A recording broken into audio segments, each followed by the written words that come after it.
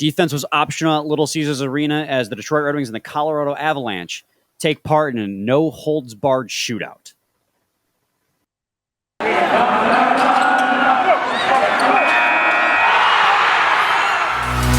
You're Locked On Red Wings, your daily podcast on the Detroit Red Wings. Part of the Locked On Podcast Network, your team every day.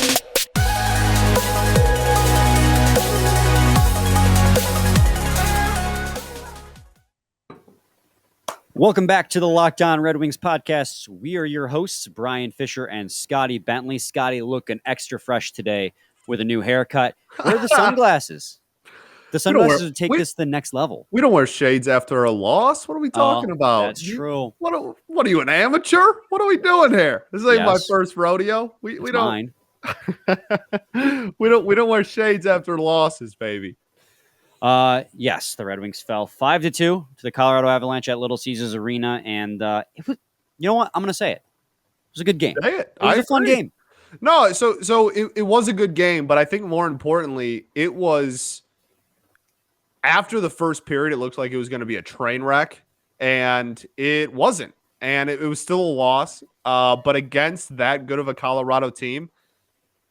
I mean, the second period, I think we played really, really well and matched them pretty evenly. And then in the third, even, I think in, the empty netter at the end, if you don't count empty netters, it was a pretty competitive third as well. And we had a lot of opportunities in the third until the empty net goal too. I mean, 2-3 minutes leading up to that, we had an extra skater, but still really competitive. And, yeah, I think after the first period, they recovered incredibly nicely. And if we played like we did in 2 and 3 and 1, it would have been a even closer and more competitive game than it already was. Yeah, you could definitely tell that the Red Wings had like an entire week off. They came out sluggish, and you could see it watching them skate. Thomas Greiss, honestly, I was first of all surprised that they went with Thomas Greiss, because at this point we were talking about it. Hey, we've been wrong before on this. We try to predict the goaltender that's going to go. We're fully confident it's going to be Nedeljkovic, and then sometimes it's not. So this was a case where they put Greiss out there, and we talked about it, last week with Thomas Greiss after his fantastic performance. Do you ride the hot hand? And you made the argument that there's a week off, so are they really a hot hand after a whole week? Well, apparently in Jeff Blashill's eyes, it's still a hot hand, and they went with Greiss, and they could also be showcasing him for the upcoming trade deadline. But despite the fact that he let in 4 goals on 30 shots, he did not look bad in this game.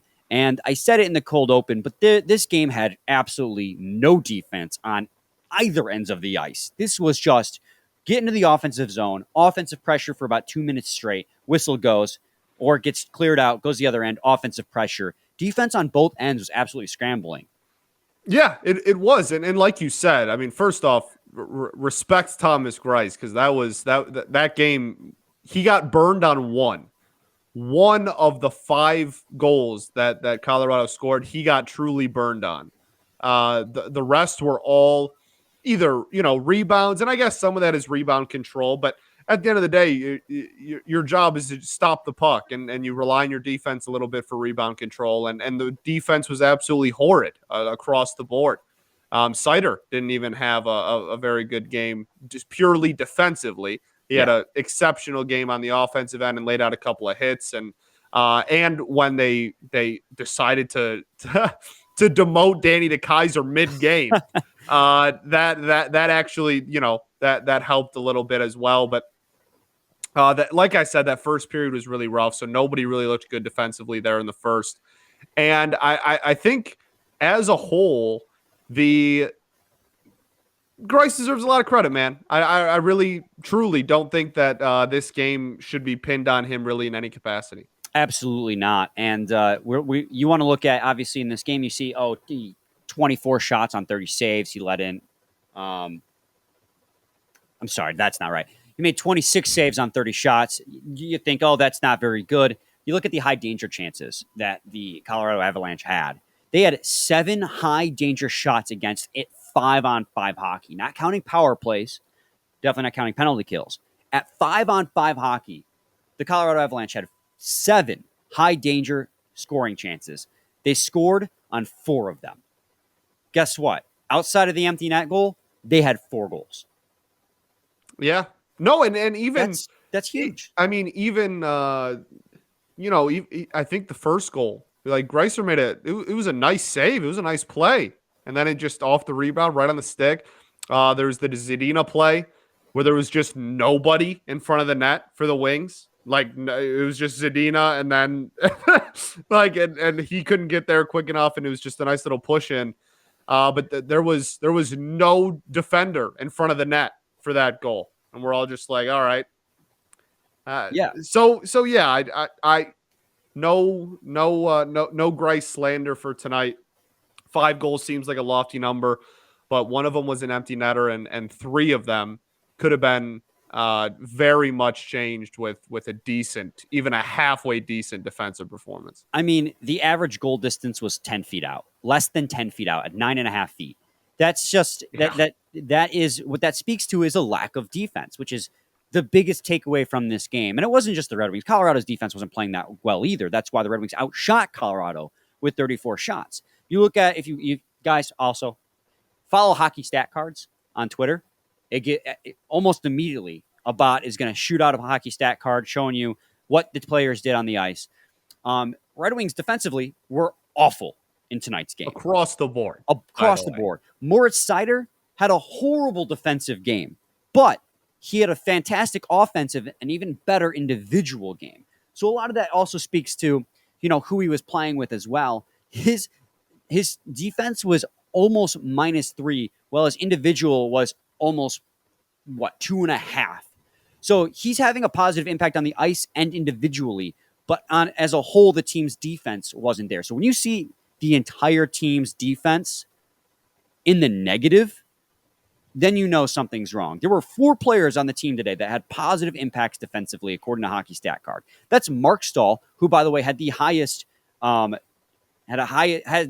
game score rating on the team somehow, mainly because he's an offensive style defenseman historically, so that he thrived in tonight's game where there was no defense. Vladislav Nemesnikov and Philip Hronik and Adam Ernie all had 4 positive. All 4 of them had positive defensive hockey scores and were positive impacts on the ice overall. Other than that, everyone was horrible defensively in this game. And, Dylan Larkin was as well. Your worst defenders were Philip Zadina, Gustav Lindstrom, Lucas Raymond, Pius Suter, and, of course, Danny DeKaiser. But most of these players were able to even that out with the offensive and the individual because there was no defense in this game. Right. And like you said, you're open. It was what did you call it? No holds barred shootout. Yeah, damn right, baby. That's what it was. I mean, it really was a controlled track meet of sorts. It wasn't just a lot of breakaways, but it was just a lot of time in the opponent's zone.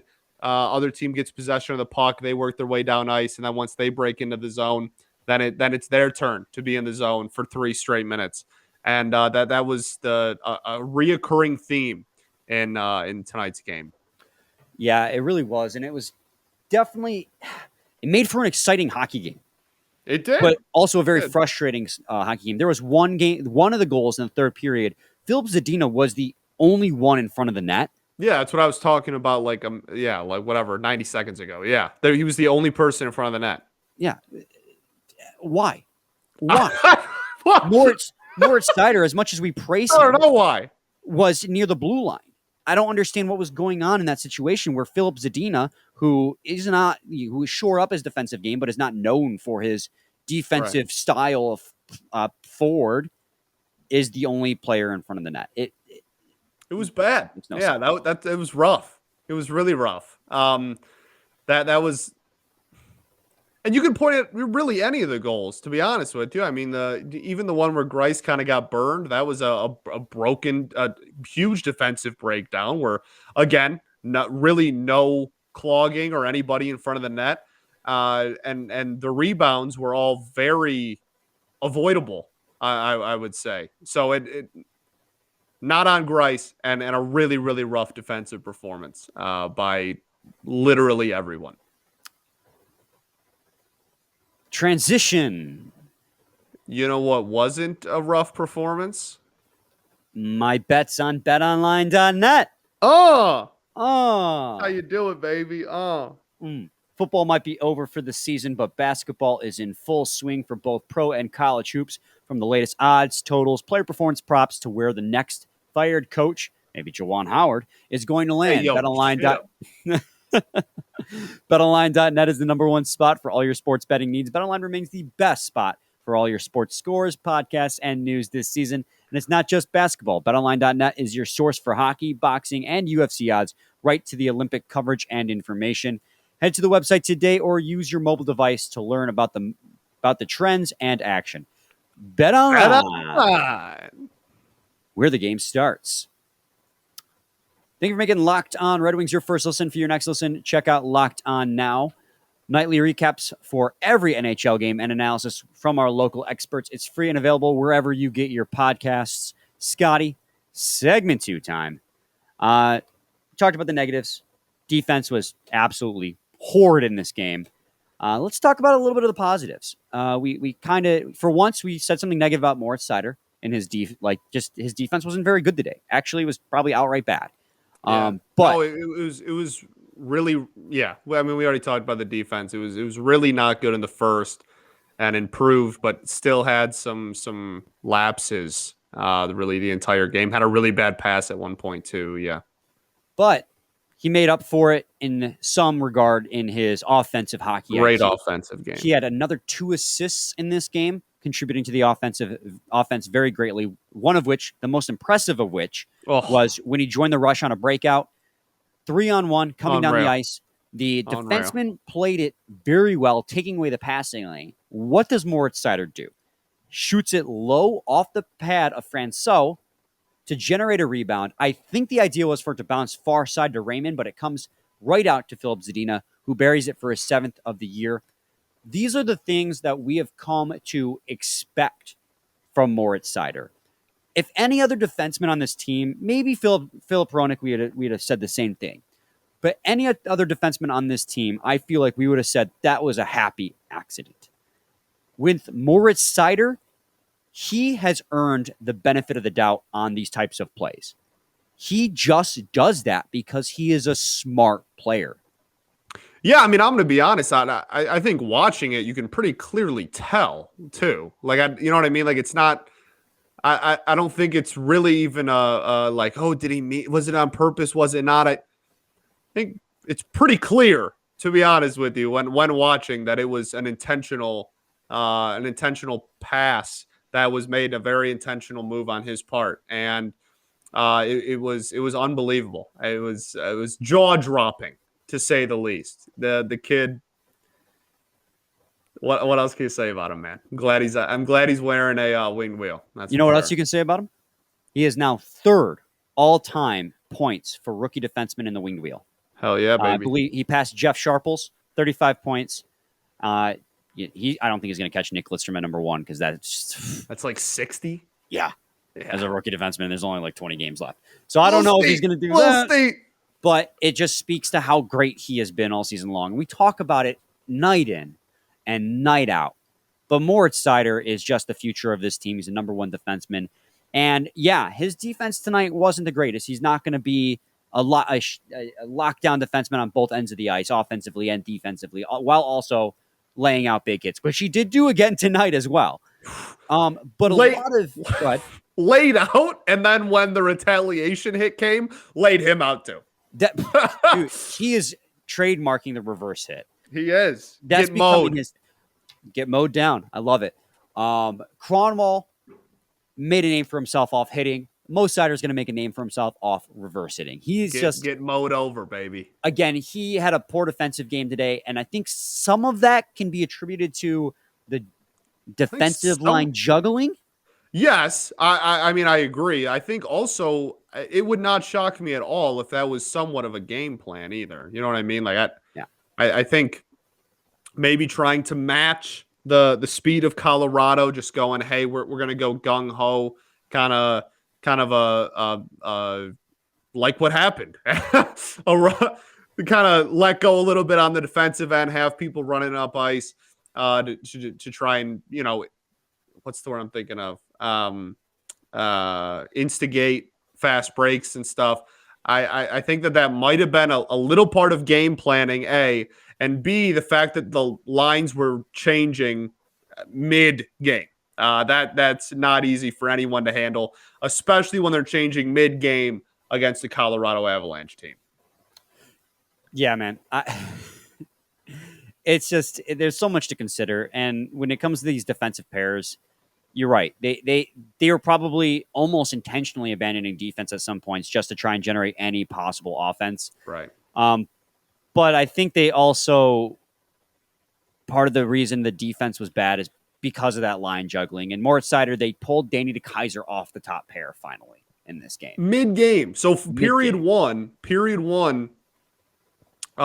was DeKeyser and Seider, and DeKeyser had a really, really rough play that led to a goal. A really not great play. And that was, I want to say, halfway through the first. I mean, they scored, 90 seconds into the game. Yeah.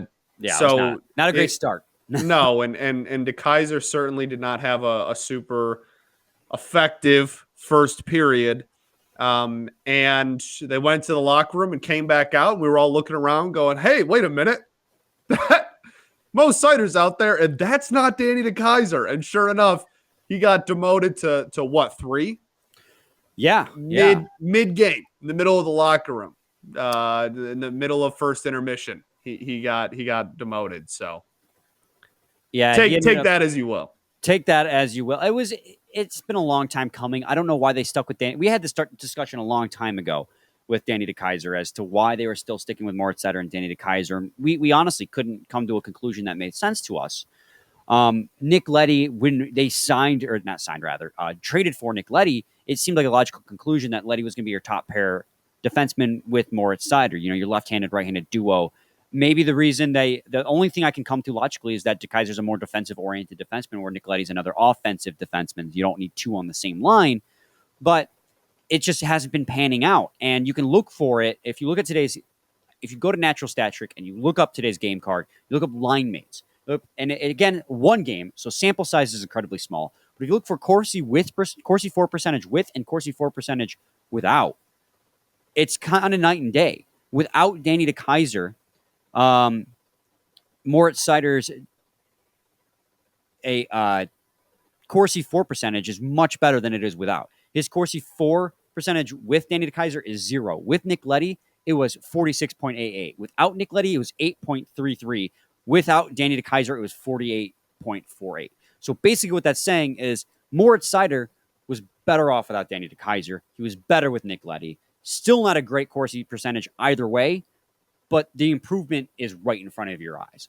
Again, one game sample size, but I don't think anyone listening is going to disagree that it's Danny DeKeyser's underperforming this season. And there's a lot of factors as to why. But once he got moved down to the third line, Scotty, Danny DeKeyser played better. Dog, someone just put their high beams on right in front of my window. I literally cannot see. All right, we're good. Yeah, no, I agree, man. He really did. He really did look, but truly, he did look a lot better. And even Leddy, when you look at his numbers, was actually not. Everybody was pretty rough, but he was not as bad with DDK. So why not? No, yeah. So Nick Leddy, if you want to look at him real quick, he was worse with Gustav Lindstrom than he was with Moritz Seider. He was 6 points better with Moritz Seider, Corsi for percentage wise, than he was with Gustav Lindstrom. And if you look at Danny DeKeyser himself, let's go to Gustav Lindstrom instead. It's night and day. He with Danny DeKeyser, he had a 56% Corsi for percentage. They had a positive impact defensively on the ice playing with each other, and they played 10 minutes together. Without Gustav Lindstrom's Corsi was 40. I mean, listen, Danny DeKeyser doesn't have much left in the tank, man. He really doesn't. No, he's done at the end of the year for sure. Yeah, and he's underperforming. But to say that he doesn't have a role in this team, I think, is a little bit quick. I think he could definitely play in that bottom pair, and I don't know why he hasn't already. And you can see it in this game with another bottom pair defenseman who's just now blossoming. You want him to have a veteran leadership role. Third pair minutes with Gustav Lindstrom is where it's at. If you are still accomplishes adamant, the same thing without forcing him to be paired with your future Norris winner. Yeah. If you are adamant he needs to be in the lineup and he needs to have the veteran leadership, third pair minutes with a 23-year-old Gustav Lindstrom, who is just now coming into his own, is probably the best place for him. And he fits. Like left, right, like he fits. Yeah. I don't understand why this didn't happen months ago, really. But I guess I'll take it. The fact that it happened at all at this point. He's playing with worse competition and against worse competition. And that is going to be where Danny Kaiser is going to be most effective because he doesn't have the speed to keep up with the game anymore. And that is, you can see that I feel like the hockey IQ is still there watching him. You can see that he wants where he needs to be and what he's trying to do is there. It's just he doesn't have the speed anymore. And we've talked about Danny Kaiser, and I don't want to drag on Danny Kaiser for too much longer because it's not a personal thing. I love Danny Kaiser. Love DDK. It hurts watching him go out there and not be effective anymore. But it's just time to move him down. And it's been time all season. Move him down in the lineup. Have him be the third pair defenseman. That's where his place on this roster is. Yeah, I completely agree. It's it like you said, if you're that adamant on making sure that he's in the lineup and mentoring someone or something, he can still do that on the third line. He would still skate circles around me too because I suck. That's not true. Where's your player of the game award? So remember I was co-player of the game. And it Don't be went humble. to You're player of the game. The trophy actually went to the other player. What are we talking about? Well, because there's only one bobblehead. And why didn't you get it? Because this way it stays in the same household.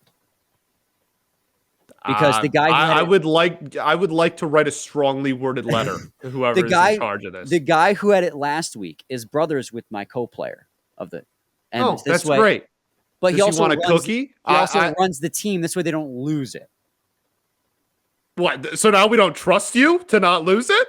Well, I don't think I'm going to be there next week, but I don't think they know that. No, I'm writing a letter to somebody. We should have cut it in half down the center. Yeah, you get the head. It's a bobblehead. What are we doing? We're talking about the Red Wings, and let's talk about Dylan Larkin for a second. It's a great transition. Yes, let's do it. 200 career assists. 200 career assists. Not a great defensive game from Larkin either. No, not a great defensive game. I don't need to keep reiterating that. We can move on. Offensively, he had a great game.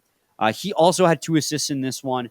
The first assist he had extended his point streak to 8 straight games, and after the second one, gives him 16 points in that span. He is averaging 2 point a game player. 2 point a game player in his last 8, man. I'm bringing it back. It's crazy. Trophy conversation. No, I'm kidding. But real talk, this just continues this conversation we've been having all year about Dylan Larkin and that he's taken his game to the next level. And he continues to prove it night in and night out. It's becoming so. At what point, Scotty, does this hot streak that he's on, and obviously his point streak is going to snap at some point, but at what point does this hot streak overall stop being considered a hot streak and just start being considered Dylan Larkin?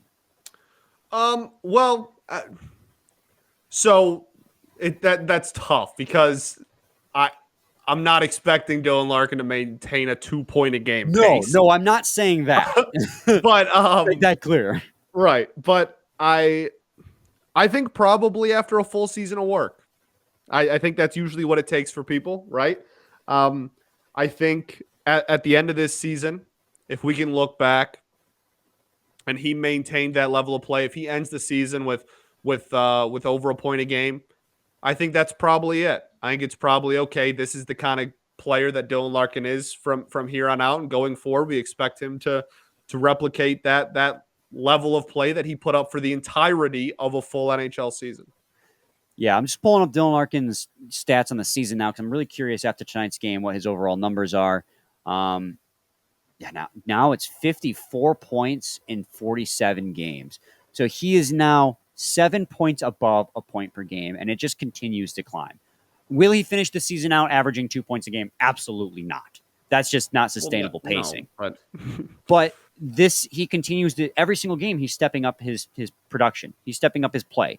And he's becoming a bigger threat on and off the ice. Off the ice, I don't know how he's becoming a threat. I guess just chirping teammates. Hashtag dynamic threat off the ice. Threat. Off the ice. At both ends of the ice is probably what I meant to say.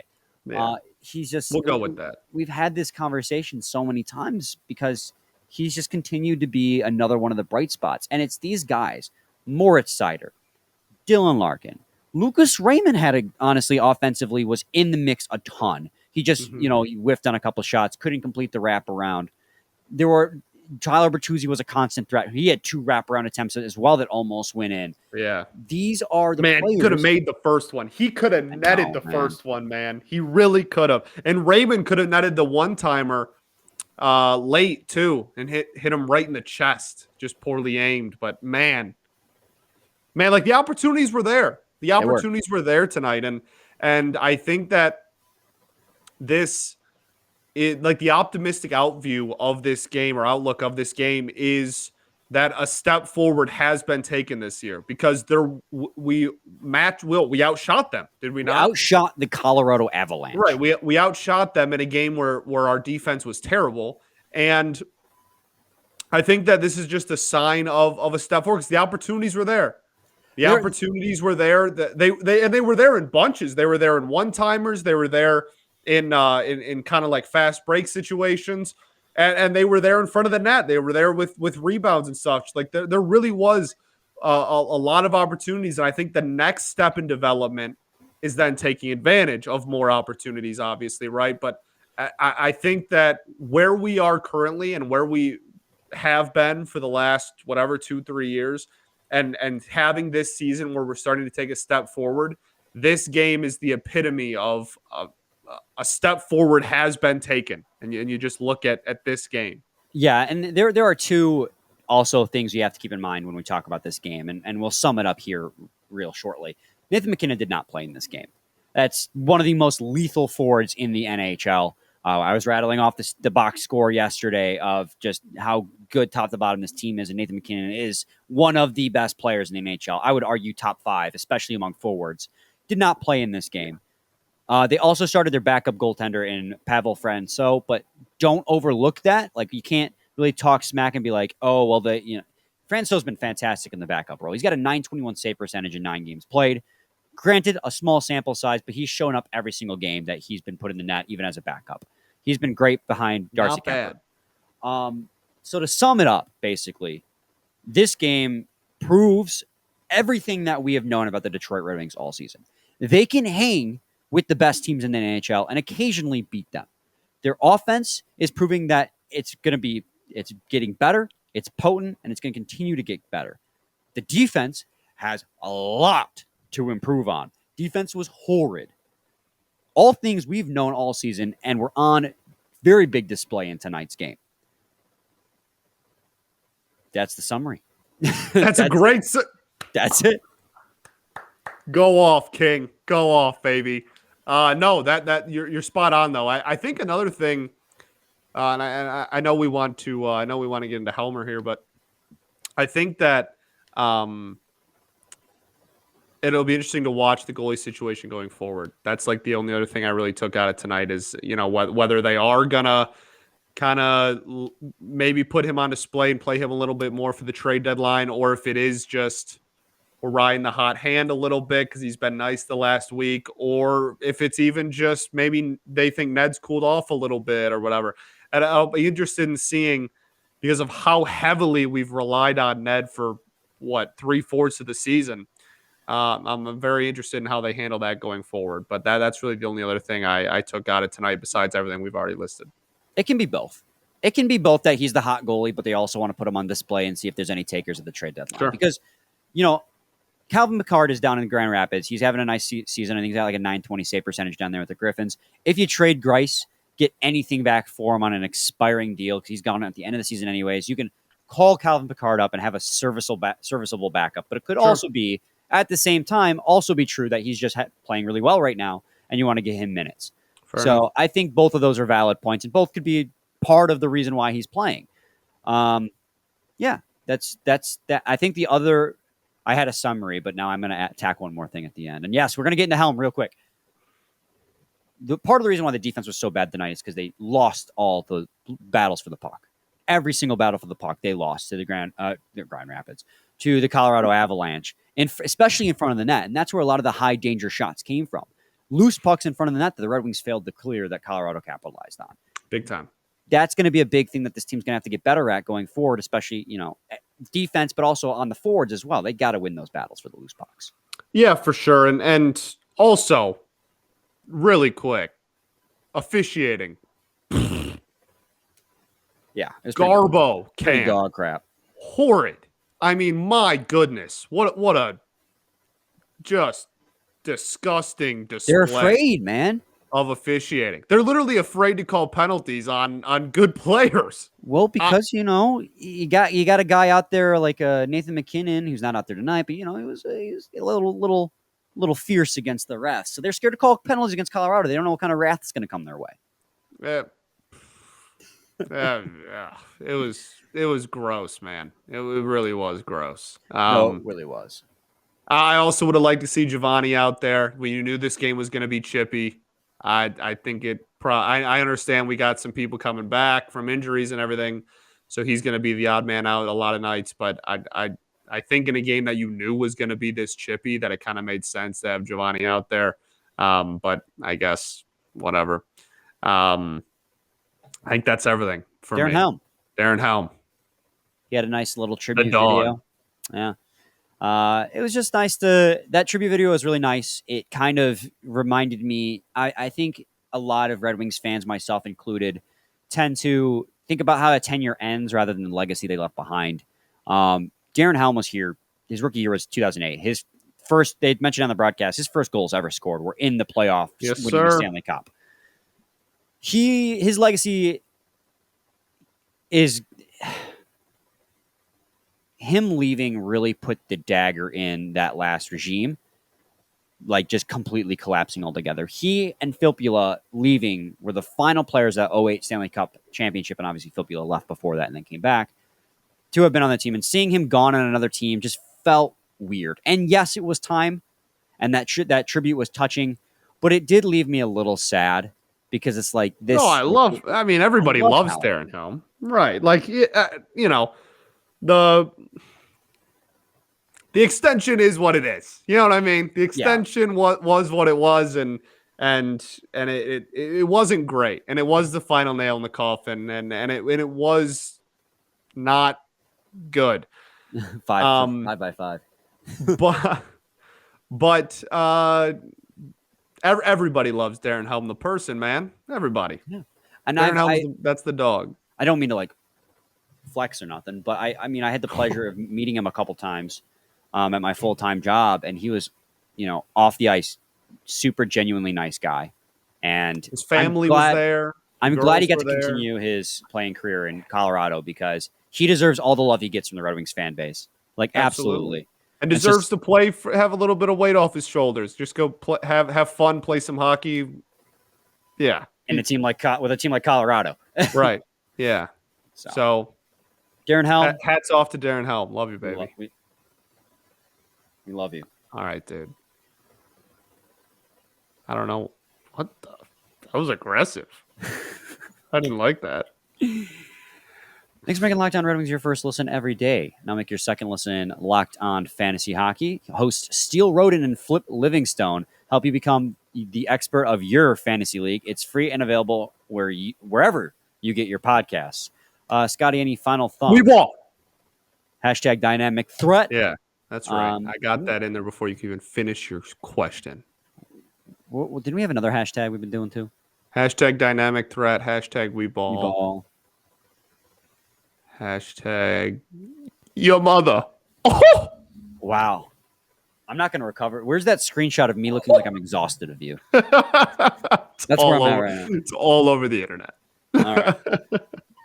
We'll be back with a new episode for you guys tomorrow. Same time, same place. It's your team every day. Every day.